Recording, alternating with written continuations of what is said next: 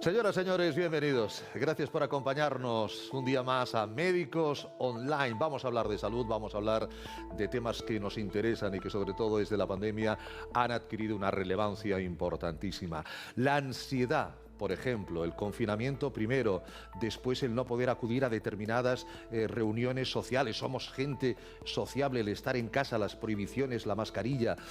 Hay quien dice que luego vendrá esa pandemia también en el que los psicólogos tendrán mucho trabajo. Hoy queremos empezar con un excelso psicólogo. Es el doctor Carlos Baeza, doctor en psicología, psicólogo de la Clínica de la Ansiedad. Doctor Baeza, bienvenido y gracias por acompañarnos. Hola, buenos días. Muchas gracias a vosotros por invitarme. Doctor, el nombre que ni pintado, Clínica de la Ansiedad. Ya vemos claramente cuál es la especialidad. Sí, hay poco más que explicar. ¿Qué es lo que se refiere a la ansiedad? Lo que se refiere a la ansiedad, ¿qué repercusión está teniendo en la pandemia? Y se lo voy a preguntar en dos vertientes.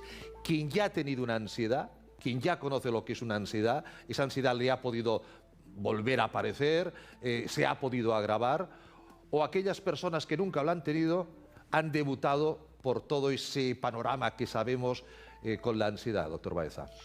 Bueno, empezando por este segundo grupo, lo que sería la población general, pues es conocido que ha habido un incremento de los problemas emocionales relacionados con la ansiedad, básicamente por dos tipos de motivos. Uno, por la aparición de la propia amenaza sanitaria para uno mismo y para los propios seres queridos, y por otro lado porque las condiciones para atajar el contagio pues han hecho que determinadas circunstancias económicas, personales, laborales se hayan visto a su vez también alteradas, con lo cual ha habido que hacer cambios y procesos adaptativos que siempre exigen un cierto estrés. Sí. Y por otro lado se han perdido algunas de las condiciones que normalmente nos protegen y nos ayudan en relación con los temas emocionales, ¿no? O sea, a lo mejor se han disminuido las actividades de autocuidado, el ejercicio físico, la propia actividad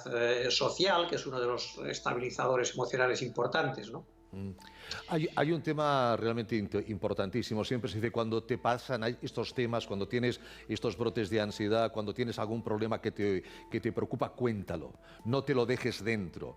En esta situación hay mucha gente que lo ha pasado en soledad, que a lo mejor le da incluso reparo comentar a los demás, mira, me está pasando, oye, que es que tengo miedo de salir a la calle porque es que tengo miedo a contagiarme, he cogido como una COVID-fobia. Esto hay que explicarlo, doctor Baeza, hay que acudir al profesional.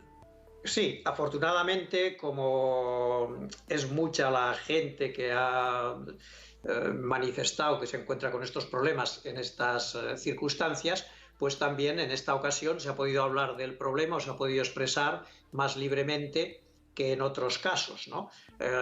Las personas que ya tenían ansiedad lo han podido a lo mejor manifestar aún más porque se ha dado la ocasión, o otras personas del entorno han experimentado algo parecido y han podido encontrar un momento para hablar de eso más abiertamente. A su vez, estas personas que ya tuvieran ansiedad les ha agravado la situación de la pandemia su estado, pero es verdad también que probablemente conocían ya algunos recursos, ¿no? Mientras que las personas que no habían sufrido antes ese tipo de problemas, pues quizá se han encontrado un poquito más desarmadas y se han encontrado con más problemas, ¿no?, de sueño, con más problemas a la hora de poder gestionar los pensamientos, ¿no? Pero evidentemente poderlo, ¿no?, hablar y compartir, ¿no?, con los del entorno ayuda y no deja de ser también una forma de movilizar recursos.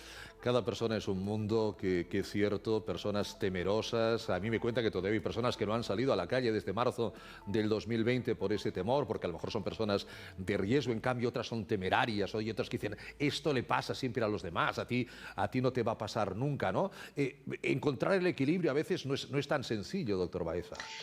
No, a veces no es fácil. Ahí básicamente habría que atenerse a dos conceptos que son básicos en lo que es el manejo de riesgos y de amenazas, ¿no? Por un lado, la idea de la prevención, que son las medidas que se pueden tomar para que el riesgo no ocurra. La prevención tiene que cumplir la ley de que sean pocas medidas relativamente sencillas y poco trabajosas que reduzcan en un porcentaje muy alto la probabilidad de ocurrencia del riesgo. Por ejemplo, si vamos a hacer un viaje en coche, ¿Qué hacemos? Que el coche esté en buenas condiciones, revisiones del coche, nosotros como conductores en buen estado, ¿no? Y por otro lado seguir las normas de tráfico. Con estas tres medidas reducimos el riesgo en un porcentaje muy alto. Y después está el concepto de previsión, que es que si el riesgo se materializase, hubiera medidas para atenderlo o para minimizarlo. En el caso del COVID, exactamente igual. La prevención, tiene que haber 3, 4, 6 medidas que las conocemos todos, no las vamos a repetir, que aplicadas a rajatabla son relativamente sencillas, relativamente económicas, relativamente poco trabajosas y que sin embargo reducen el riesgo de contagio en un porcentaje muy alto. ¿Qué necesitamos después? Que para aquellas personas que a pesar de todo puedan contagiarse, haya sistemas de previsión, tanto para las consecuencias económicas como para las consecuencias sanitarias, que les puedan atender. Y normalmente son estos dos parámetros, tanto los que a nivel psicológico como a nivel institucional, se manejan para tratar de gestionar los riesgos. El tema de la prevención es un poco como la sal y la pimienta, tiene que tener la medida exacta. Si falta es un problema, pero si se nos va la mano y empezamos con y si tal, y si cual, y si, eso llega a un punto en que ya no reduce los riesgos, no lleva a un afrontamiento más efectivo y sin embargo incrementa extraordinariamente la angustia y otras emociones negativas. Óigame, doctor Baeza, y la sobreexposición, fíjese que estamos en un medio de comunicación, estamos en TVCAT, pero la sobreexposición informativa. Enciendes la televisión, COVID, enciendes la radio, COVID, abres la prensa, COVID, vas al digital, COVID, vacunas por aquí, contagiados por allá, tasa de transmisión. Todo ese exceso, yo creo, esa sobreinformación, también si no estás preparado para recibirla, puede afectarnos, porque no sabemos cómo procesarla en muchas ocasiones. Sí, eso es. Sabemos que esta sobreexposición puede afectar de manera negativa. Desde ese punto de vista conviene administrarla y tasarla adecuadamente, ¿no? Por un lado, elegir algunas fuentes que sean fiables y rigurosas, y por otro lado, destinar un tiempo, ¿no?, tasado, relativamente corto, 10, 15, 20 minutos, a informarse o a actualizar la información de la que se disponga. En el mismo sentido, nosotros mismos, más allá de los medios de comunicación, también abusamos de hablar de ese tema y de las noticias y de los números y de lo que ha dicho uno y de lo que ha dicho el otro. Y también en las conversaciones interpersonales con nuestros amigos, familiares o compañeros de trabajo se tiende a reiterar y se tiende a abusar de esa temática, lo cual al final es una forma de empobrecer esas relaciones y desde el punto de vista emocional ese exceso pues tampoco ayuda a gestionarlo. Qué duda cabe. No obstante, fíjese, doctor Baeza, ustedes, los psicólogos, ya estaban acostumbrados a la telemedicina, a la televisita. Esto ha venido evidentemente para quedarse. Ustedes han sido unos de los profesionales de la salud que han podido seguir ejerciendo, digamos, de una manera más o menos normal su trabajo, porque el contacto físico siempre es interesante, ¿no?, sobre todo en primeras visitas, pero si no, el contacto como estamos teniendo usted y yo ahora, pues ha facilitado a muchas personas el poder solventar problemas psicológicos durante estos meses. Sí, efectivamente, eso ha sido una buena oportunidad y un buen recurso. Es verdad que se hacían ya anteriormente algunas visitas por videoconferencia con personas o pacientes, usuarios que se desplazan o que viven fuera o que trabajan fuera. Pero evidentemente con la pandemia y todavía hoy, pues el número de visitas mediante videoconferencia ha aumentado significativamente y de alguna manera pues se ha podido seguir trabajando y se ha podido prestar ese servicio y esa accesibilidad de los usuarios a los especialistas. Bueno, pronto volveremos a, no sé si a la nueva normalidad, a la antigua normalidad, a la normalidad en definitiva, ya las vacunas. Hay gente que le tiene fobia a las vacunas también, doctor Baeza. Usted lo sabe. También. Que dicen, ¿a ti cuál te han puesto? La de tal, esa es la buena. La de cuál, cuidado, que esa parece que da problemas. Eso también, como no puedes elegir, no puedes escoger, pues es otra problemática a tener en cuenta. Sí, claro, con eso el miedo siempre encuentra una forma o una manera por un camino y por el contrario. Y en muchas ocasiones nosotros mismos nos ponemos en situaciones paradójicas que así formuladas tienen mala salida. porque sin vacunas mal y con vacunas mal, entonces, ¿qué hacemos, no? Entonces, esa formulación de planteamientos paradójicos a veces también es una de las cosas que genera cierta angustia. Como decíamos antes, pues al final hay que tratar de, fiarse de los científicos, que en realidad son los que tienen una información rigurosa y no tienen otro interés que la verdad, el conocimiento con sus pros y con sus contras, y después pues valorar lo que decíamos antes de los riesgos frente a los beneficios. El miedo para el que sí hay una vacuna. Se llama psicólogo, se llama experto en problemas o en alteraciones de la esfera y del área mental. Doctor Baez, ha sido un placer tenerle con nosotros. Don Carlos, psicólogo de la Clínica de la Ansiedad. Muchísimas gracias y hasta pronto, doctor. Muchas gracias a vosotros. Que vaya muy bien y cuidaros. Igualmente, cuídese. Gracias. Hasta luego.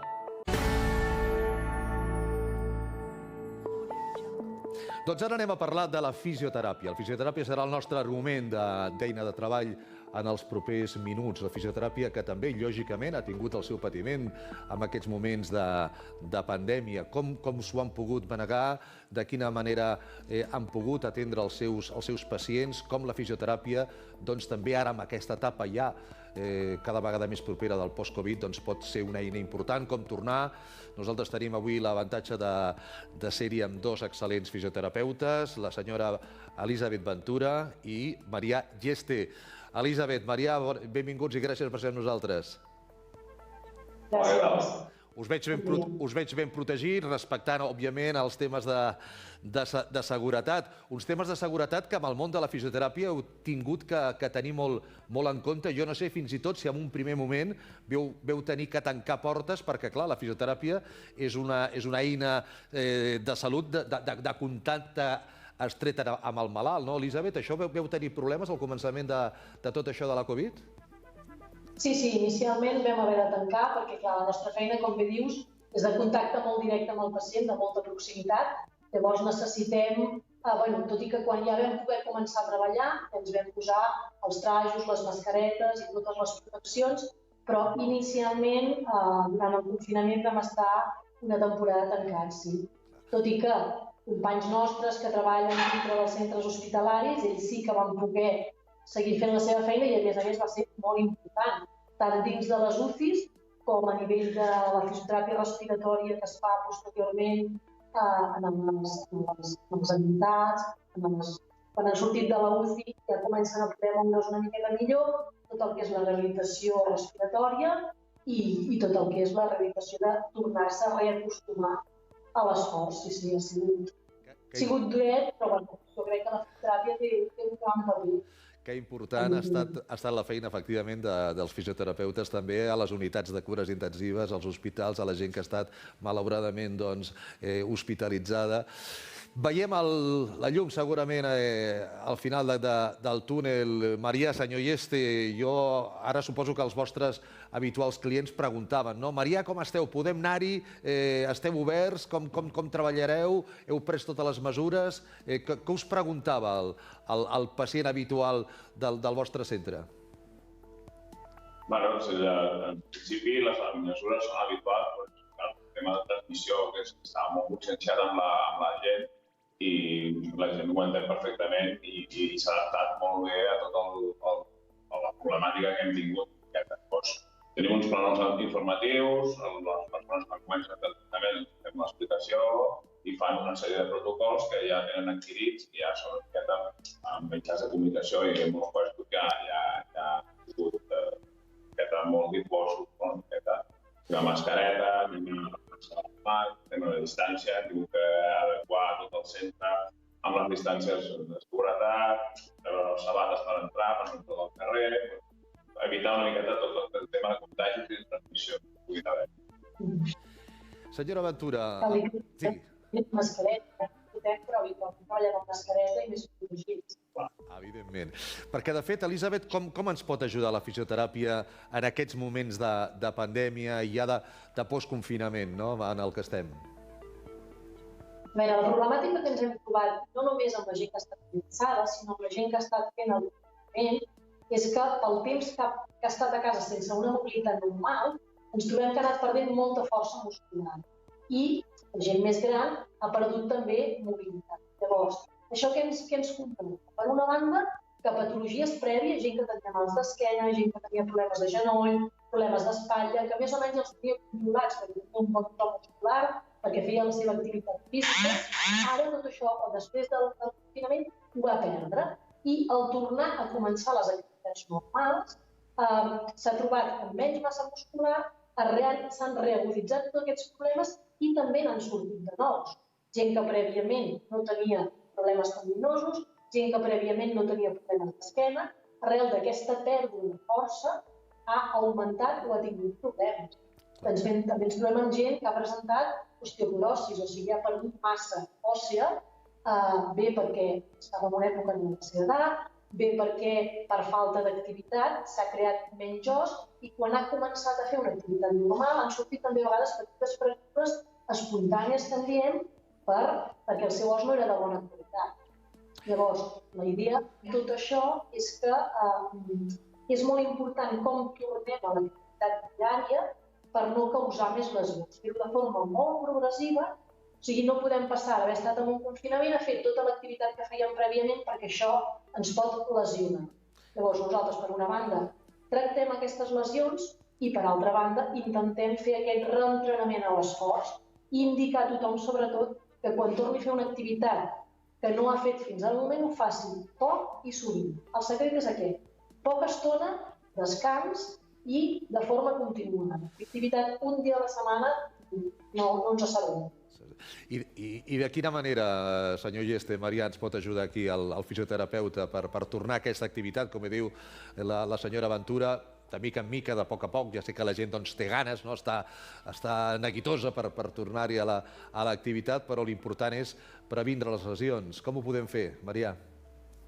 Sí, la labor del fisioterapeuta té dues vessants. Una és quan ja existeix la patologia, quan ja hi ha la lesió, quan ja hi ha el problema, una miqueta de solucionar. Però en aquest cas de la pandèmia, sobretot ha sigut una miqueta reorientar, o sigui, tornar a ensenyar una miqueta les funcions que han de fer aquest cos que ha estat parat, no? Imaginem un cotxe que ha estat al garatge un mes parat i la tornes a agafar. Doncs necessita un rodatge, necessita unes indicacions, necessita uns consells per tornar a fer aquesta activitat i no fer-ho de bruscament ni provocar una sèrie de canvis que el cos necessita adaptar-se mica en mica, a nivell físic i a nivell mental involucrat. Segurament molts dels espectadors que tenen l'amabilitat de veure'ns hauran sentit alguna vegada parlar de les zones de xoc. Nosaltres volem parlar de les zones de xoc a les tendinitis. Per què serveixen, Elisabet, senyora Ventura, les zones de xoc? Tenen alguna contraindicació que sigui destacable?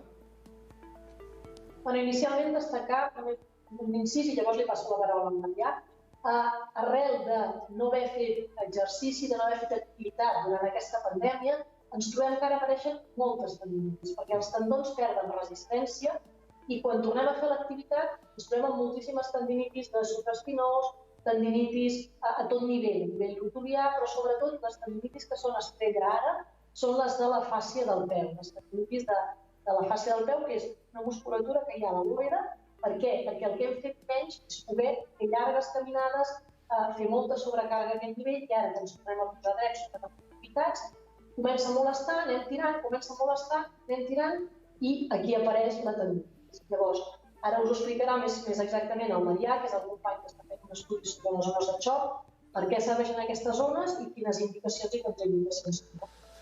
I els problemes dels tendons, quan estan en repòs o quan baixen l'activitat física que es tenen per costum o per una sobrecàrrega, per un excés de treball, un excés de càrrega, en el taló s'acumula un dolor molt punxant, molt incipient, que no et deixa caminar, que no et deixa fer un punt de càrrega, un punt de pressió. Llavors, els tendons queden molt poc irrigats, no li arriba prou sang, i llavors l'hora d'això el que fa són tres efectes. Un és el de vasodilatació, és tornar a augmentar el reg sanguini, perquè la sang és la que cura, és la que porta nutrients, porta elements químics per lluitar contra el dolor i contra la inflamació. Llavors fa un efecte sedant, fa un efecte d'anestèsia una miqueta de la zona, perquè està percutint sobre unes zones, unes terminacions nervioses que han patit, que han estat en males condicions. I llavors, a mig plaç, el que fa és una regeneració del teixit. Això és el que interessa una miqueta, no? Que aquest teixit que està degenerat, que no està treballant bé, que té falta de col·làgen, està deshidratat, torni a tenir les condicions adients per tornar a funcionar, per tornar a fer càrrega, per tornar a fer l'activitat normal que estava. A més, són grans experts en ones de xoc perquè em sembla, Maria, que estàs fent una tesi doctoral sobre el tema, no? Exacte, vull dir, com que a nivell de tractaments d'ones de xoc sí que hi ha uns estudis científics que avalen l'evidència científica d'aquest tractament, però potser el que no ens falta una miqueta és informació dels factors de pronòstic o per què aquestes lesions es donen tan sovint i quina manera podem estudiar-les per poder fer més eficaços i fer el tractament molt més adient. Doncs Maria Lleste, Elisabet Ventura, ha estat un plaer tenir-vos amb nosaltres. Moltíssimes gràcies i fins la propera. Adéu-siau. Moltes gràcies. En Médicos Online vamos a abordar ahora el tema del lipedema. ¿Sabe usted lo que es el lipedema? A lo mejor lo está padeciendo y si no, nos lo vais a contar y nos lo va a explicar un excelso cirujano estético como es el doctor Randolfo Fernández. Doctor Fernández, bienvenido y gracias por acompañarnos. Hola, gracias a ustedes por invitarme. A usted por aceptar nuestra invitación y por explicarnos y contarle a la audiencia qué es el lipedema, doctor. Bueno, te puedo comentar, el lipedema es una enfermedad de la grasa realmente, ¿ok? Hay una enfermedad de la grasa que es una desproporción que existe normalmente en las mujeres, Sí. se afecta más que todo el sexo femenino, es una desproporción entre la parte superior del cuerpo y la parte inferior. Normalmente se ve afectado los miembros inferiores y es una enfermedad de la grasa. Esa es la importancia que tiene el lipedema en este momento, porque muchas veces este tipo de pacientes se van orientando hacia obesidad, hacia otro tipo de patologías y se enmascara mucho y hay que saber discriminar quién realmente tiene lipedema y quién no lo tiene. Correcto, correcto. Es una imagen que hemos visto sobre todo en playas y en piscinas, ¿verdad? Vemos a señoras con unas, sobre todo unas extremidades inferiores muy celulíticas, con mucha grasa. ¿Cuáles son las causas que provocan el lipedema, doctor? En este momento las causas no están bien claras. Hay un componente hereditario en el cual, por ejemplo, la madre o las tías tienen ese componente de cuerpo estrecho arriba, piernas anchas abajo, caderas anchas. Es un componente que está... Y el otro componente es el componente hormonal, porque normalmente se ve que el paciente o la persona afectada empieza a afectarse más cuando tienen ya la pubertad, cuando hay cambios hormonales importantes. Claro. Evidentemente todo el mundo vemos un aumento de volumen y pensamos, mira, esta señora le sobran unos kilos, esta señora es obesa. ¿No tiene nada que ver con la obesidad o sí, doctor? No tiene nada que ver, simplemente es una distribución anormal, pero se confunde mucho con obesidad y el problema que tenemos es este. Afortunadamente la OMS a partir del 2018 lo considera una enfermedad ya como una enfermedad que tiene que ser vista como tal. Ajá. Para ello, pues hay que ver exactamente el paciente, estudiarlo, hay que hacer su examen clínico, sobre todo clínico, el diagnóstico es clínico. Una de las diferencias con la obesidad es que este paciente no presenta alteraciones, digamos, de tipo colesterol, diabetes, son pacientes que tienen sus valores normales, pero la desproporción del cuerpo es lo que presenta, la marca es la desproporción que existe entre el tórax y las piernas. Ahora hablaremos obviamente de tratamientos, pero hay diversos tipos de lipedema, doctor Randolfo Fernández. Hay unos tipos, son 3 tipos básicamente que hay. El tipo 1 es el tipo donde la paciente es una chica joven con unas piernas robustas, no se demarca muy bien la rodilla, los tobillos son anchos, los pies se respetan, normalmente los pies no están comprometidos, son unos pies normales. Pasaremos luego al tipo 2, donde ya evoluciona a una piel un poco más grande, con tejido nodular, son piernas más potentes, más gruesas, donde la piel ya está afectada. Y el tipo 3, donde ya hay una deformidad total de la piel, ya la piel cede, porque el peso de aquel tejido pues hace que ceda y se presenta pues ya una deformidad muy marcada y la resolución no es tan fácil con ese tipo de pacientes ya. Entiendo que a todas las edades, pero ahora que habla usted de gente joven que no está exenta de padecer el lipedema, el área y la esfera psicológica también se debe de de cuestionar mucho, ¿no? Es un tema que a nivel social, a nivel de contacto, sobre todo en edades de adolescencia o de juventud, son complicados de asumir, doctor. Sí, es complicado porque, claro, este tipo de pacientes, por ejemplo, como empiezan la pubertad, normalmente se detecta en la pubertad y se va disimulando como que estoy un poquito ancha, estoy un poquito tal, no como tanto, pues es como una persona que voy a hacer algo por mí, decaigo porque no veo resultado y es un círculo vicioso. Entiendo. Este es un tratamiento que tiene que ser multidisciplinario.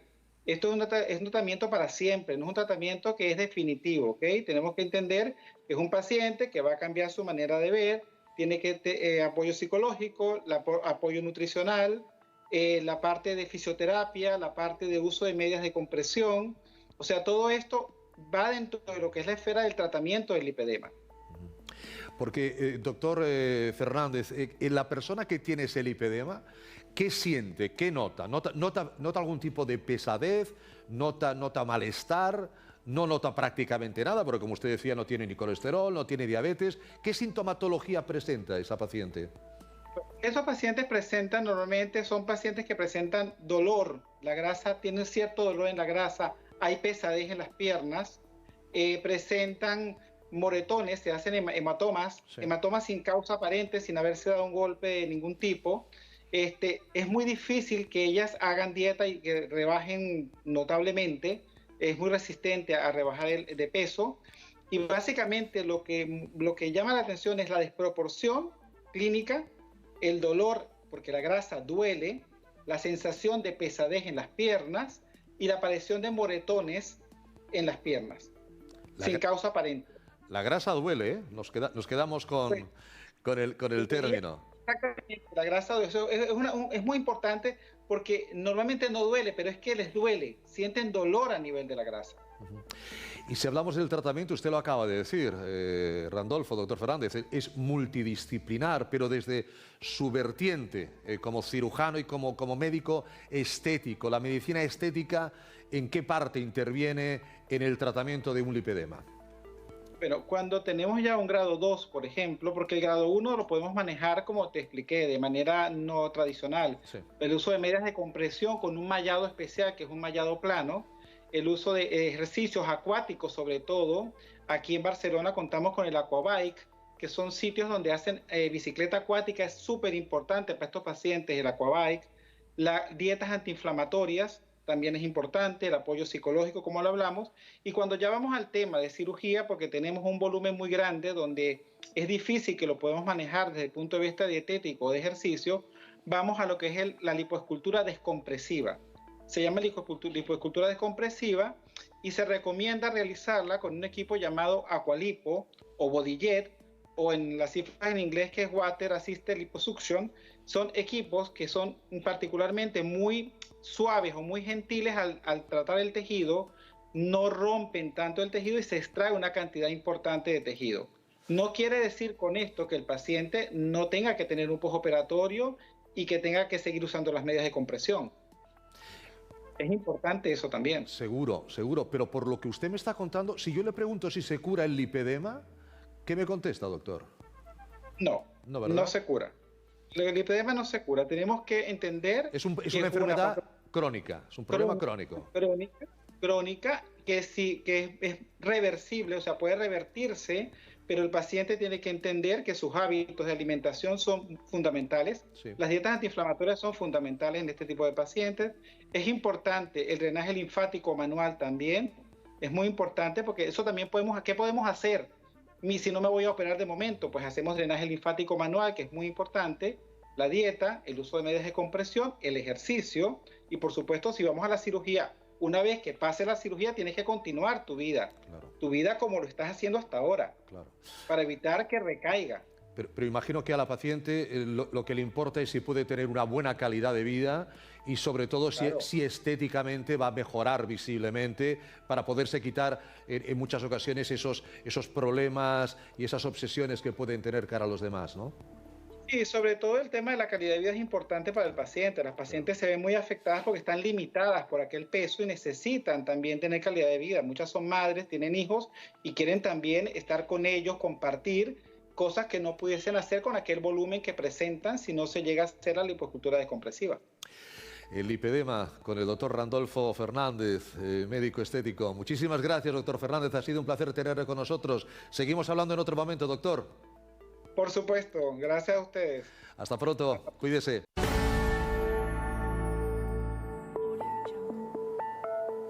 La salud bucal, la salud dental, qué importante es tener una boca sana. ¿Cuántas enfermedades son provocadas por problemas de una mala higiene, problemas de piezas dentales que no están bien situadas, bien colocadas?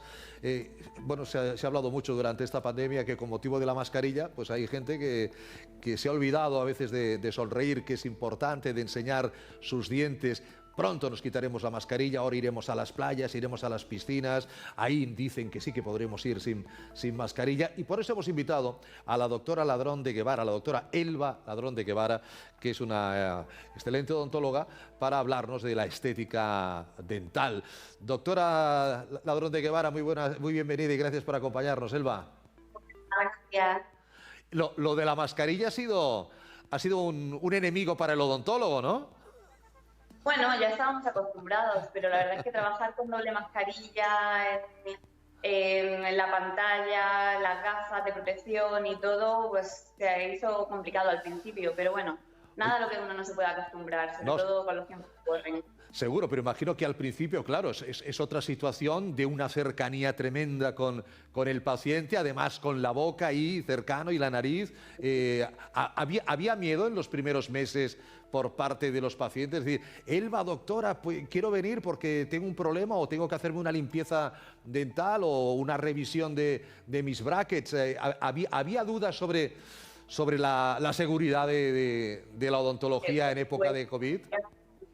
Había muchas dudas por parte de los pacientes y por parte nuestra, porque era una situación totalmente desconocida. Íbamos con muchas precauciones, teníamos mucho cuidado a la hora de citar los pacientes, que no coincidiesen, que vinieran pues con las medidas que la clínica había implantado para que tuviesen el mínimo contacto entre ellos y le pudiera atender de la mejor manera. Pero bueno, a todo nos acostumbramos, a todo aprendemos, nos amoldamos, que es lo importante. ¿Cuál considera, doctora Ladrón de Guevara, en su experiencia como odontóloga, que es el canon de estética dental, si es que hay actualmente un canon de estética dental? Pues mira, en la sociedad actual la verdad es que la población cada vez se preocupa más por la belleza y por la estética personal, pero tanto hombres como mujeres. Y sí, es verdad que la estética dental pues supone una parte muy importante de la estética facial. Bajo mi punto de vista, creo que el canon que se sigue tanto ahora como en la mayoría de los tiempos ha sido encontrar la armonía en la sonrisa. Ya no hablamos de unos dientes excesivamente blancos o de una forma determinada, sino que el paciente a la hora de sonreír pues tenga una sonrisa agradable. Está claro que además lo que ha ocurrido en esta época, vuelvo a la mascarilla, ahora la mascarilla no del profesional, sino de la gente, de los jóvenes que han ido con la mascarilla, pues los ojos han sido los grandes comunicadores con nuestros amigos, ¿verdad? Y se ha olvidado un poco la sonrisa, salvo cuando te quitabas la mascarilla y había en alguna ocasión pues alguna ortodoncia por ahí pendiente, ¿no? o alguna visita al odontólogo. Mucha gente ha oído hablar... Dime, Elba. Creo que curiosamente hay mucha gente que se ha preocupado por el aspecto de su sonrisa ahora, que precisamente no se ve, porque es cuando dice, jolín, si tengo que llevar un provisional, tengo que llevar unos brackets o algo que en el día a día no es del agrado del propio paciente, pues es mejor ahora que tengo que llevar la mascarilla. También es verdad, es un momento de decir, bueno, oye, mientras estoy, porque hay tratamientos como los implantes, bueno, pues que duran su tiempo, los brackets, tanto los visibles como los invisibles. Yo me acuerdo cuando era pequeñito que rara vez había en clase alguien con un bracket y nos llamaba mucho la atención. Ahora muchísima gente, y en edades incluso más avanzadas, los están utilizando. Igual que las carillas. A lo mejor hay algún oyente, algún espectador o espectadora que dice, bueno, ¿qué son esto de las carillas? Te quiero hacer la pregunta doble, doctora Ladrón de Guevara. ¿Qué son las carillas y en qué consiste el tratamiento con ellas? Pues mira, las carillas dentales son un tipo de restauración que se utiliza con el objetivo de modificar la apariencia del diente, ya sea por un tema de color, forma, pequeñas malposiciones, cierre de espacio entre dientes.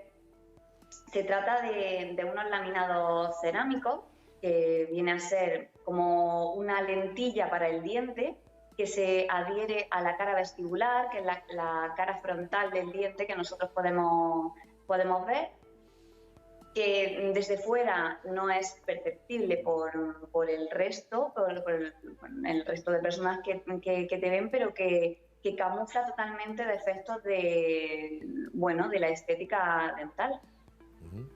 Yo no sé si a día de hoy, cuando se le acercan a su clínica odontológica, doctora, todavía la gente lo que quiere es esa buena sonrisa, esa sonrisa sobre todo blanca, ¿no? A veces queremos excedernos en un blanco que no es natural, pero es el que hemos visto en nuestro actor favorito en el caso de los hombres, en el de la actriz favorita en el caso de las mujeres. Le preguntan, Elba, ponme la sonrisa de Julia Roberts, por decir algo. Sí que es verdad que muchas veces se demanda, bueno, en la mayoría de los casos de estética se demanda una sonrisa muy blanca. Ya. Lo que me gustaría añadir es que no siempre lo más blanco es lo más estético, porque estético es sinónimo de natural y para que sea natural tiene que ser un color que quede muy integrado en la boca y en la coloración de la piel del paciente. Y los blancos muy blancos, como los colores glitz se llaman, que son los blancos de la sonrisa Hollywood, sí. Esto muy pocos pacientes piden a día de hoy ese tipo de blancura. Y además no todos tenemos el mismo color del diente, eso también va de fábrica, ¿no? Sí, exacto. Esto depende del esmalte y de la dentina de cada uno. O sea, no podemos pretender tener un color de diente determinado, porque a pesar de que existen tratamientos para mejorarlo y pues aclarar el tono del diente, como son los blanqueamientos, esto es muy personal. O sea, depende de la coloración de base que el paciente tenga para poder alcanzar un color u otro. Vuelvo al tratamiento de las carillas, doctora Ladrón de Guevara. ¿Para quién está indicado ese tratamiento? Pues mira, el tratamiento de carillas está indicado en aquellos casos en los que haya defectos, como he dicho antes, defectos de forma, defectos de tamaño, defectos de color, pequeños defectos en la posición, aunque realmente para problemas en la posición se aconseja la ortodoncia. De hecho, muchas veces el tratamiento estético con carillas va precedido por un tratamiento ortodóntico y posteriormente, si hay algo que camuflar, algún diente que corregir o incluso aunque se vaya a cambiar la sonrisa completa, siempre es preferible que el diente esté en su sitio, en su posición ideal, claro, para tener que tocar al mínimo ese diente. ¿Cuántos temas hay que abordar en la odontología? El primero de ellos, una buena higiene dental, por supuesto, el cepillado 3 veces. Yo me conformaría con que todos hicieran 2, ¿verdad? Pero al menos también, ¿no? Pero bien hecho, con tu tiempo, con paciencia. El hilo dental ya lo dejamos también para el siguiente paso. Pero ¿cuál es la relación, doctora, entre salud y estética dental? Pues a día de hoy la salud dental, la funcionalidad y la comodidad del paciente van de la mano con la estética. Es decir, no se concibe un tratamiento de estética dental sin que previamente el paciente haya pasado por una fase de saneamiento. Claro. O sea, no podemos hacer un tratamiento de estética en un paciente con mala salud bucal. No puede haber caries, no puede haber cálculo o placa. Tiene que estar todo en perfectas condiciones de salud para poder efectuar un tratamiento estético. Y a día de hoy, pues, como te digo, van de la mano y no puede haber el uno sin el otro. Y supongo que ya el miedo al odontólogo se está perdiendo, ¿no? Bueno, eso es más complicado, pero sí, cada vez se intenta que el paciente esté más cómodo y que venga con confianza y, bueno, pues el tema del miedo se va superando poco a poco. También hay que decir que si uno va cada 6 meses, que sería lo ideal, a una limpieza bucal y tal, y a corregir algún pequeño problemilla si ha aparecido, no tiene por qué doler en absoluto, ni tienen que pincharte en absoluto, con lo cual también es un tema de cada uno. Doctora Ladrón de Guevara, Elba, odontóloga, gracias por habernos acompañado y por habernos ilustrado sobre las carillas y otros temas. Seguimos viéndonos, un abrazo. Muy bien, buenos días. Hasta luego.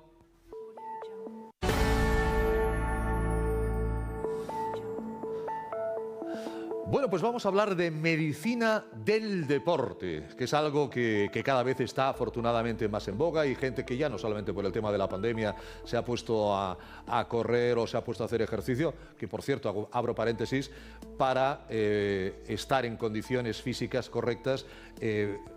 Para hacer deporte has de estar en condiciones físicas correctas. No voy a hacer deporte para estar bien. O sea, has de estar bien para hacer deporte. Eso es absolutamente clave.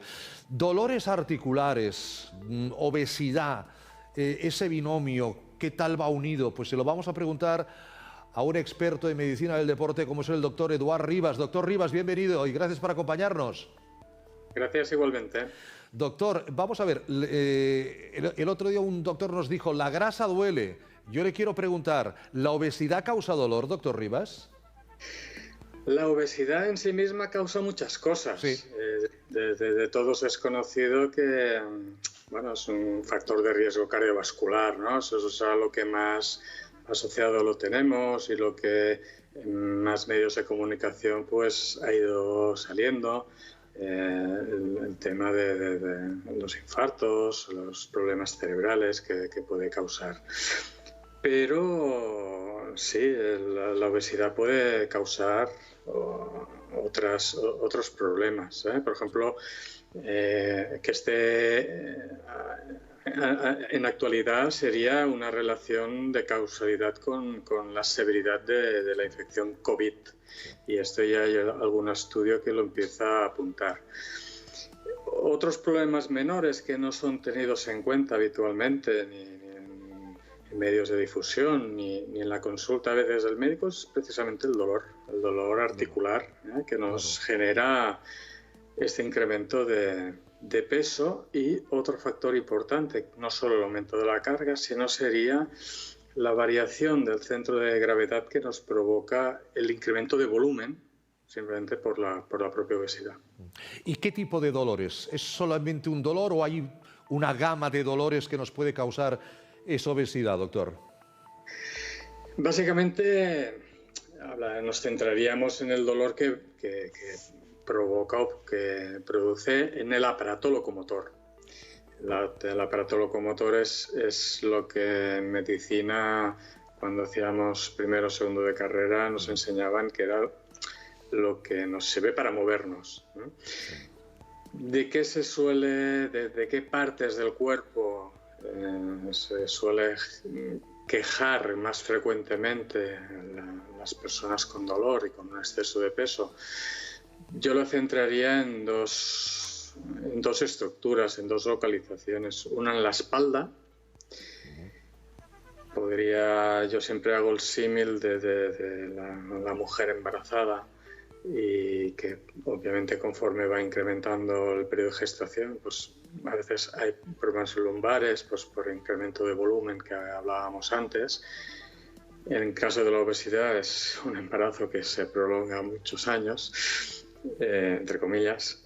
Y otra localización que la gente se suele quejar bastante frecuencia serían las rodillas. Es decir, que en estas dos partes sería lo que yo podría destacar. Fíjense las personas con artrosis, que son muchísimas, que además tienen la obesidad, que pues lo que cargan, evidentemente, tienen que moverse. Todo el mundo nos hemos de mover, porque el ser humano tiene que moverse. Pero dice, no me duele, no me muevo porque me duele. Bueno, aunque te duela, dice el doctor Rivas, que hay que moverse. Afortunadamente hace unos años ya que la gente sabe que la obesidad es una enfermedad, y es una enfermedad crónica y que hay que estar siempre pendiente de esa obesidad. Lo digo porque hay mucha gente que dice, no, yo doctor, yo no soy obeso, no, yo no soy obesa, no, me sobran unos kilitos que no veo, que en cuanto me ponga ello los elimino. A ver, yo creo que cada uno es consciente cuando se mira al espejo y sobre todo cuando ve la báscula. Pero ¿cómo podemos distinguir entre lo que es un sobrepeso que no va más allá de lo que ya es una obesidad que está afectando no ya la esfera estética, que también, sino la esfera de salud, que es evidentemente lo más importante? Mira, al hilo de lo que comentabas antes, me gustaría relacionar también. Hablabas de la artrosis. Sí. La artrosis va con la edad. Sí. Yo no sé exactamente si es una enfermedad o simplemente es un envejecimiento normal de la articulación, que está relacionada con la edad. Y muchas veces la obesidad también va relacionada con la edad. Pues porque nos movemos menos, porque los hábitos sedentarios cada vez son mayores, cada vez hacemos menos ejercicio, pues porque tenemos menos actividad social o con amigos, etcétera, ¿no? O por otros problemas que nos hacen estar más inactivos, ¿no? Dicho esto, claro, me preguntabas cómo puedes distinguir en si realmente me sobran unos kilillos, realmente estoy obeso. Sí. Clásicamente se decía, bueno, pues, y esto es así, parece una broma, pero es así. Bueno, te miras al espejo y tú mismo decides si desnudo, obviamente, decides si te sobra o no, ¿no? Esto, que parece una broma, era real. Y está pues muy condicionado por la subjetividad que cada uno pues pueda tener. O una escena dramática, doctor Rivas, repasar álbumes de fotografías cuando todavía no teníamos móviles y repasamos y nos vemos 30 años atrás. Madre mía, cómo hemos cambiado, ¿no? Sí, sí, sobre todo cuando esa foto la mira otra persona. También. Y te dice, ¿cómo has cambiado? Correcto. En medicina, bueno, no solo en el aspecto médico, yo lo englobaría también a pues, nutricionistas, etcétera. Sí. Hay un índice que no es exacto, pero es muy sencillo de calcular y que realmente a nosotros los médicos nos va muy bien para hacer esto que nos gusta tanto, que es clasificar. Entonces, ya hace años, diría en el siglo pasado, pero claro, es que estamos en el siglo XXI, con lo cual hace 2 siglos, sí. Que un belga llamado Ketelek ideó una fórmula que relacionaba el peso con el cuadrado de la talla. Esta fórmula se llamó índice de masa corporal, sí. El famoso 1 IMC. Sí. Y en función de este pequeño cálculo, realmente muy sencillo, nos permite ver si estamos en un normopeso, si tenemos un déficit, un estado nutricional, pues una delgadez, o si estamos en un sobrepeso o en una obesidad, cada estadio con sus grados. Tampoco nos vamos a extender porque no es el objeto, pero con esta sencilla fórmula que no es exacta, y no es exacta porque a veces no distingue entre si tú tienes un aumento de peso debido a la grasa o un aumento de peso pues porque bueno, pues estás muy cachas y tienes mucha masa muscular. Claro, esto no lo permite distinguir, pero bueno, en la población general nos da una idea bastante buena de por dónde van los tiros. O un hueso también, ¿no? El tema óseo también cambia de una persona a otra. Sí. Doctor, para terminar, vuelvo... Para que lo tengamos en cuenta a nivel de la población general, esa fórmula que utilizan los seguros para calcular los riesgos cuando hacemos seguro de vida, o sea que es importante tenerlo bien y si estamos muy cachas, adelgazar un poquito si tenemos que firmar un seguro. Aunque solo sea por la póliza, por el importe de la póliza. Doctor Rivas, termino, pero vuelvo al dolor. Aparte de perder peso, que imagino que es obvio, ¿qué otras medidas podemos adoptar para eliminar o reducir ese dolor que nos puede provocar la obesidad? Bueno, hay medidas muy sencillas. Por ejemplo, un calzado bien blando, ancho y que nos dé una buena amortiguación entre la superficie, entre el suelo y el pie, ¿no? Y en derivación del pie, pues todo lo que representa rodilla, cadera y también espalda, pero la vibración también se transmite de forma ascendente. Y esto bueno, cada vez se va aceptando más, pues ir con un calzado deportivo, un calzado ya no tanto de vestir, con estas suelas de zapatos rígidas y duras y que a veces pues pueden causar dolores, sobre todo si hay un exceso de peso. A veces recibimos por parte del colectivo médico malos consejos. El típico mal consejo sería ir a andar cada día 1 hora, ¿no? Hacer la ruta del colesterol. A veces hay senderos que ya se denominan la ruta del colesterol. Es verdad que andar precisamente cuando hay un exceso de carga, quizá no siempre, pero a menudo suele ser causa de generar un dolor que no teníamos, especialmente en las rodillas. Quizá deberíamos buscar otro tipo de ejercicio que no causara tanto impacto, aunque a veces es difícil también, y todo se entiende, pero bueno, hay que buscar alternativas. Una marcha nórdica, por ejemplo, podría... Una marcha nórdica que ya va con bastones... Exacto, que te ayudas, te apoyas...